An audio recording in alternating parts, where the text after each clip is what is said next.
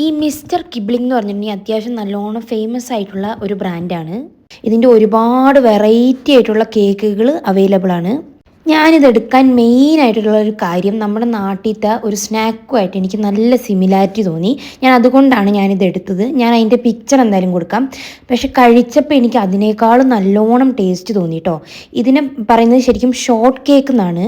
ഈ ഷോർട്ട് കേക്കിൻ്റെ ഉള്ളിൽ 2 ഫില്ലിങ് വരുന്നുണ്ട്. റാസ്ബെറി ജാമും അതുപോലെ സ്മൂത്ത് ക്രീം ഫില്ലിങ്ങും.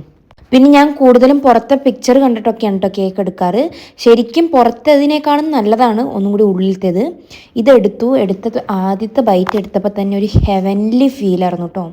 സത്യം പറയാലോ, എനിക്ക് ഭയങ്കരമായിട്ട് ഇഷ്ടപ്പെട്ടു.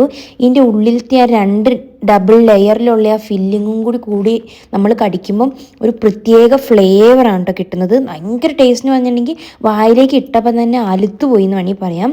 ശരിക്കും ഈ ഷോർട്ട് കേക്കിൻ്റെ ഒരു ടേസ്റ്റ് എന്ന് പറയുന്നത് എനിക്കൊരു മിൽക്ക് മെയ്ഡിൻ്റെയും അതുപോലെ പാൽപ്പേടേൻ്റെ ഒക്കെ ഒരു ടേസ്റ്റ് വന്നു. അത്രയ്ക്ക് മിൽക്കി ഫ്ലേവറാണ്. പിന്നെ ഉള്ളിലത്തെ ആ ഫില്ലിങ്ങും കൂടി വന്നപ്പം ടേസ്റ്റ് ഒന്നും കൂടി ഡബിളായി എന്ന് വേണമെങ്കിൽ പറയാം. ഇത് ശരിക്കും നല്ല സോഫ്റ്റാണ് കേട്ടോ. ഞാനിത് എത്രത്തോളം സോഫ്റ്റാന്നുള്ളത് നിങ്ങൾക്ക് കാണിച്ചു തരാം. നോക്കിയോ, ഇത് കണ്ട് ഇതിങ്ങനെ അമർത്തുമ്പോൾ തന്നെ ഇത് പൊടിഞ്ഞു പോവാണ്. ശരിക്കും കേക്ക് പോലെ തന്നെയാണ്. പിന്നെ ഇത് ഒരുപാട് സ്വീറ്റും അല്ല, അടിപൊളി ടേസ്റ്റ് ഉണ്ട്. ഇത് എനിക്ക് ഭയങ്കരമായിട്ട് ഇഷ്ടപ്പെട്ടു. അതുപോലെ ഉള്ളിലത്തെ ഫില്ലിങ്ങിനൊക്കെ നല്ല കട്ടി ഉണ്ടായിരുന്നു കേട്ടോ. കൊള്ളാം, എനിക്ക് എന്തായാലും ഇഷ്ടപ്പെട്ടു.